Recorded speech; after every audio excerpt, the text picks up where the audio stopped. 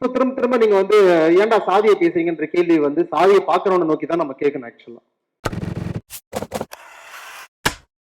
இந்த படத்தை வெற்றி படமாக்கிய பார்வையாளர்களுக்கு ரொம்ப நன்றி.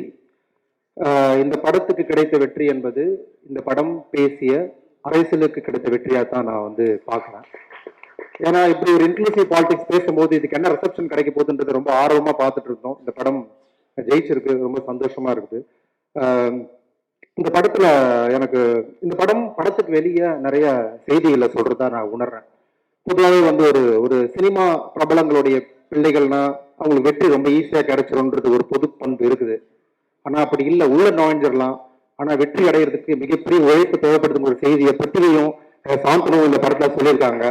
ஸோ அவங்களுக்கு என்னுடைய வாழ்த்துக்கள் ஃபர்ஸ்ட் ஆஃப் ஆல். அதுக்கப்புறம் வந்து பாத்தீங்கன்னா ஒரு ஹீரோவா நம்ம வந்து சினிமாக்குள்ள வரும்போது வகை வகை இல்லாம நிறைய படங்களை நடிச்சிருவோம், அப்புறம் பின்னாடி ரெகுலேட் பண்ணுவோம். ஆக்சுவலா இன்னைக்கு இருக்கிற தமிழ்ல மிகப்பெரிய நட்சத்திரங்களா இருக்கிறவங்களுக்கு கூட தன்னுடைய ஆரம்ப கால திரைப்படங்களுக்கு நடிச்சிட்டோமேன்னு சொல்லிட்டு ஒரு சின்ன ரெகுலேட் இருக்கும். ஆக்சுவலா நான் அசோக் செல்வனை கவனிக்கும் போது தன்னுடைய பிகினிங்ல இருந்து ரொம்ப கான்சியஸா, ரொம்ப சூசியா, ரொம்ப தரமான படங்களை வந்து நடிச்சிட்டு இருக்காரு அசோக். ஸோ அசோக், இதுவும் அப்படிப்பட்ட ஒரு படம் உங்களுக்கு. ரொம்ப நன்றி அசோக் இந்த படத்துக்குள்ள வந்ததுக்கு. அப்புறம் டெக்னீஷியன்ஸ் எல்லாம் நான் ஆக்சுவலா சொல்லணும்னு தான் நினைக்கிறேன். ரகு பத்தி நான் சொல்லிட்டு இருந்தேன். ரகு வந்து ஒரு ஒரு உள்ளொடுங்கிய தன்மை கொண்ட ஒரு ஆளு. ஆனா இந்த படத்துல வந்து இந்த படம் ஒரு பீரியட் உங்களுக்கு சொல்லுது. இந்த படத்துல ஒரு ஃப்ரேம் அந்த காலகட்டத்துக்கு கொண்டு போனா ரகுவோட உழைப்பு வந்து ரொம்ப அபாரமானது. ரகுக்கும் நான் நன்றி சொல்றேன். அப்புறம் ஏகன் வந்து அதுதான் நம்ம ஒரு கதை எழுதுறது, அது எடுக்கிறதெல்லாம் அதோட எல்லா விதமான தன்மைக்கும் சம்பந்தப்பட்டது. ஸோ சார்பட்டா பரம்பரையில ஒர்க் பண்ண அதே ஒரு ஈக்குவலான ஒர்க்கை வந்து ஏகன் இந்த படத்துல வந்து போட்டிருக்காரு. தேங்க்யூ சோ மச் ஃபார் ஏகன். தமிழ் வந்து ரொம்ப ஷார்ட் ஸ்பேன் ஆஃப் டைம்ல வந்து இந்த படத்துக்குள்ள நுழைஞ்சாரு. வந்து அவன் இதுக்குள்ள இன்வால்வ் ஆனா தமிழ் இதுக்கு முன்னாடி ஒர்க் பண்ண படங்களை விட ரொம்ப ரூட்டடான ஒரு படம் இந்த படம். ஸோ இந்த படத்துல அவன் வேலை செஞ்சதுமே வந்து எனக்கு பர்சனலா ரொம்ப சந்தோஷம். செல்வாவை பத்தி சொல்லனா, நான் இப்பெல்லாம் ஒரு படம் ஸ்கிரிப்ட் எழுதும் போது நான் செல்வா தான் என் மைண்ட்ல இருக்கேன், எங்கெல்லாம் தூக்குவோம். ஏன்னா கிட்டத்தட்ட நான் ஒர்க் பண்ண எல்லா படங்களுக்கும் செல்வா தான் ஆக்சுவலா எடிட்டரு. வரப்போற 2-3 படங்களுக்கும் செல்வா தான் எடிட்டரு. ஸோ ரொம்ப ஒரு கமர்ஷியலாகவும் ஆர்டிஸ்டிக்காவுமே பார்வையாளனுடைய மனநிலையிலிருந்து ஒரு கதையை எப்படி நம்ம சொல்லணும் அப்படின்றதுக்கு செல்வா சமகாலத்தில் ஆகச்சிறந்த ஒரு உதாரணமான ஒரு எடிட்டரை நான் சொல்லுவேன். நான் இந்த படம் உங்களுக்கு போர் அடிக்காம போனதுக்கு இந்த படத்தை கட் பண்ணதுல ஒரு பெரிய பங்கு வந்து செல்வா உண்டு. So Selva, thank you so much. அப்புறம் producer and sir Sakthi film factory, அவங்களுக்கு நன்றி சொல்லலாம். ஏன்னா பொதுவாக நீலம் ப்ரொடக்ஷன் பத்தின ஒரு பொது புத்தி எல்லாருக்குமே இருக்குது.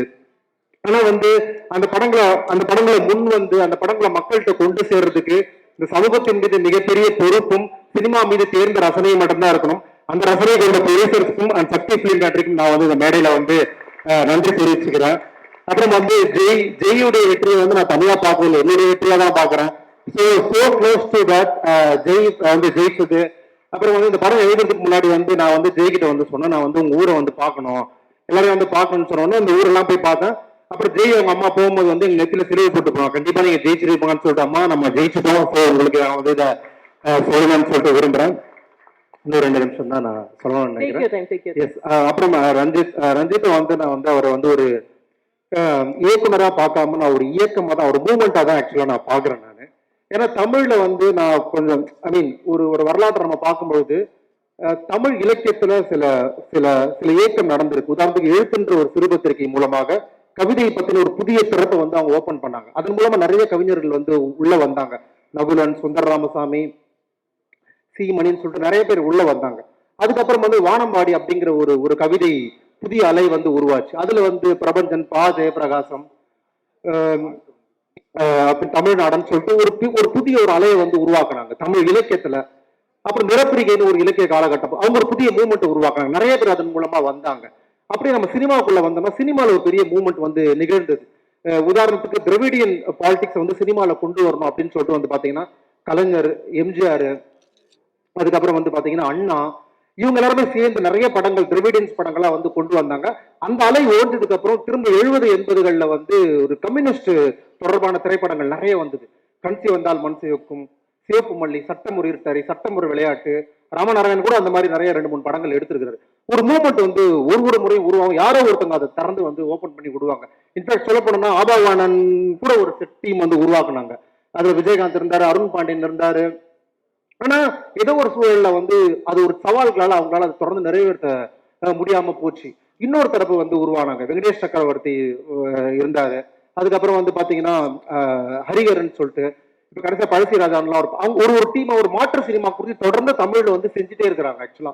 ஆனா இந்த தொடர்ச்சி இந்த பயணத்துல மிக நீண்ட நாட்களுக்கு பிறகு ஒரு மூவ்மெண்டா ரஞ்சித் அவர்கள் வந்து உருவாகி இருக்கிறாரு. சோ இது ஒரு வரலாறு தான் நான் சொல்லுவேன் நான். சோ அப்படி இருக்கிறது மூலமாக நீ ரஞ்சித் கிட்ட இருந்து வந்தவங்க என்ன மாதிரியான பாலிடிக்ஸ பேசுறாங்க, திரும்ப வந்து அவங்க ஏன் அரசியல பேசுறீங்க, ஏன் சாதியை பேசுறீங்கன்ற ஒரு கேள்வி வந்து நம்ம டயர்ட் ஆகுது. ஆனா தொடர்ந்து நம்ம பேசிட்டு தான் இருக்கணும். இன்னைக்கு என்ன அவசியம் ஒண்ணுமே இல்லை. நேற்று வந்து திருவண்ணாமலை மாவட்டத்துல வந்து பாத்தீங்கன்னா ஒடுக்கப்பட்ட மக்கள் பட்டியலின மக்கள் நுழைஞ்ச கோயில நாங்க நுழைய மாட்டோம்னு சொல்லிட்டு ஒட்டுமொத்த ஊரே சேர்ந்து காசு போட்டு ஒரு லேண்ட் வாங்கி ஒரு கோயிலை கட்டுறாங்க. அது இன்னைக்கு நடக்குது. இப்ப அதை படைப்புல நம்ம கொண்டு வரும்போது எப்படி கொண்டு வராம இருக்க முடியும் நம்ம சொல்லுங்க. அது சுவாரஸ்யமா சொல்றோமா, இதை யாரு ஒடுக்குறானோ அவனும் இது போய் சேர்ற இடத்துல சொல்றோமா அப்படிங்கிறத நம்ம பேசுறோம். திரும்ப திரும்ப நீங்க வந்து ஏன்டா சாதியை பேசுறீங்கன்ற கேள்வி வந்து சாதியை பாக்குறவனை நோக்கி தான் நம்ம கேட்கணும் ஆக்சுவலா. அவ்வளவு கான்சியஸா காசை போட்டு ஒரு லேண்ட் வாங்கி இந்த மக்கள் இந்த கோயில்களை வந்துட்டாங்க, நாங்க நுழைய மாட்டோன்ற ஒரு இடம் இருக்குதுல்ல, இன்னைக்கு சமகாலத்துல நடக்குது. அரசு இந்து சமய அறநிலைத்துறை வந்து என்ன பண்றாங்கன்னா அவங்க வந்து இல்ல இந்த மக்கள் உள்ள வரணும் எல்லாரும் வரணும்னு சொல்லிட்டு ஒரு அரசு ஆர்டர் போட்டதை ஒரு மக்கள் சேர்ந்து தடுத்து நிறுத்துறாங்க. இந்த சமகாலத்துல இதை பார்த்து கொண்டிருக்க அந்த திருவண்ணாமலை சேர்ந்த ஒரு கலைஞன் வரான். அவன் வந்து எந்த படமா எடுப்பான் ஆக்சுவலா, அவனை பாதிச்சதான படமா எடுப்பான். அப்ப நம்ம அந்த அரசியலை வந்து புரிஞ்சுக்கணும்னு நான் நினைக்கிறேன். அப்படி ஜெய் தன்னுடைய அரக்கோணத்துல நிகழ்ந்த ஒரு அரசியல் வாழ்க்கையை ரொம்ப சுவாரஸ்யமா படமா எடுத்திருக்காரு. அதை வெற்றி படமாக்கிய மக்களுக்கு ரொம்ப நன்றி. இந்த படத்தில் நடித்த எல்லா கலைஞருக்கும் நான் பெயரை மறந்ததா ரொம்ப நன்றி. Thank you so much. தொடர்ந்து நாம் பேசுவோம், உரையாடுவோம். நன்றி. தேங்க்யூ.